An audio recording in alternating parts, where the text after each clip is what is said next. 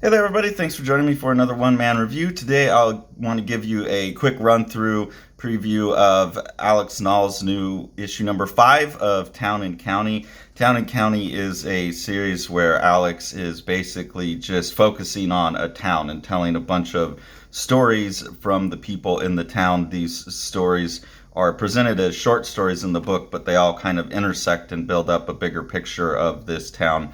The history of the town, the history of these characters. So just want to go through and give you like one page from each short story in this, kind of show you the technical stuff that Alex Nall's added. Like there's color in this, which if I'm remembering correctly, previously he was only using tones and stuff in previous issues. So it's cool. It's like always adding something as he goes, and then the writing's phenomenal.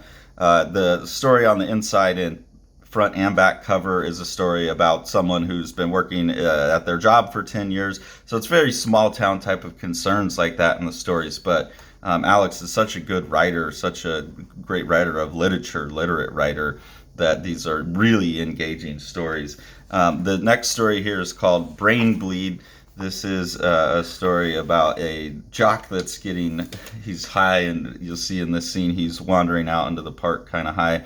I'm not going to go into like the full extent of any of these stories because I want you to buy it. I don't want to spoil anything, but I really like this scene where the jock is high and he's got a head injury, and he's wandering out into the park, and Alex is doing some really cool things. It looks like this is all being drawn digitally, or at least colored digitally, drawn physically and colored maybe with Procreate or something. There's like a charcoal texture type of pencil, pastel texture pencil. But I really like these circles that's all on top of everything. It's a really good like effect for someone being in a strange mental space. And I think it's a fun new addition to like the techniques that Alex is using in his artwork. Um, then there's a really cute two-pager here that I would have skipped over since it's so short, but actually it has something really, really fun and tricky going on with it. One, it's an ode to Calvin and Hobbes, which is great. But then in here, there's a thing where it's talking about, oh, I gave my comic strip to the teacher. And then on the back of the issue, they have that strip that is hanging on the refrigerator of the teacher that was given to Miss Tanch in 1997. And I don't know who drew this. I know Alex was an educator for a long time and works with kids. So I don't know if he actually had a kid draw this, or if Alex is just so good at drawing that he can actually draw this well like a kid. But a very, very convincing kids comic there. So there's a lot of stuff like that too, where Alex is incorporating documents from the world. I'll show you in the back of this, like there's also a newsletter that usually it's printed out and stuck in, but in this one it's like in the back of the book. So there's like documents and artifacts from this fictional town coming into the real world, which is always fun. Then there's a story about two guys that are living together in this beat up old house. One of them's like the local weed dealer guy here. And you can see Alex working with, this looks like he's working with actual colored pencils instead of digital colored pencils on this one. So just again, playing with technique. And this one's pretty much a proposal for like, wouldn't these guys make a funny like sitcom? Then there's this is another story here about some characters in the town and their baby. You see some of Alex's really great cartooning here with this character and just like the absolute rage on her face. I think every issue that I've read, like Alex's cartooning gets better and better and better. And then he's, like I said, always adding these other techniques. This has like this digital spot color put in.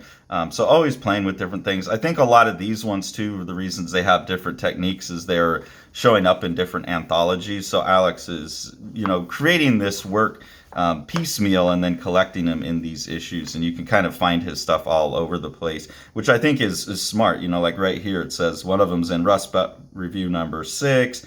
This one's originally published on Instagram. This is in Cool Rot number 4. So his work is being exposed to a lot of different people in a lot of different situations, and then for the people who already know his work, it's being collected. This also came with a small, this is still related. This is one of the main characters here, Sherman. This is a story that's related to this whole thing, but it came in its own little like not tip in, but like little book that came with it. And then the Hometown Hero, which is the newsletter that I was talking about, that's usually a loose insert that Alex sends along. Is put in the back, but I thought this one was particularly interesting. Again, like generating documents from within that world. There's a story related to the kid who has the head injury in the first one. There's a story about him getting the head injury and everything pulled from the local newspaper and kind of opinion things. So it's the way that Alex really builds out the world, with all these little extras, and then the quality of the writing of the characters, the fun format of how everything all pieces together, and then the like constant growth in cartooning and techniques just makes this a really, really, really fun series to follow. I hope this is something Alex is able to do for the rest of his life. This is like the type of thing, that you could get 10,000 pages worth of, and it would continue to have more to explore to it. So I look forward to reading this. I hope for the rest of my life. I think it's going to be a very significant work of comics if Alex is able to keep going. And it seems like he's got a life set up where he can put out one a year or something like that. And that's great. I look forward to it. It's fantastic work. And I hope you all jump in and get yourself the first 5 issues of Town and County and jump into this world that I've been enjoying with me, and throw Alex some support. House on Fire by Matt Battaglia is a just gorgeous book where Matt's kind of making an emotional response to the years of COVID and wrapping that into a sci-fi dystopian future that really the sci-fi dystopian's backgrounded, and you're focused on the emotional journey of two characters in a really beautiful way. And then that's enhanced by Matt's like really awesome, loose, kind of Paul Popish dry brush work. And then Sean and Matt have worked to get this second kind of orange spot color in there that's going to look really, really beautiful, and has allowed Matt to use his dry brush technique to add tone to the thing too. So with Sean's production technique, this is going to be a gorgeous book with a lot of heart.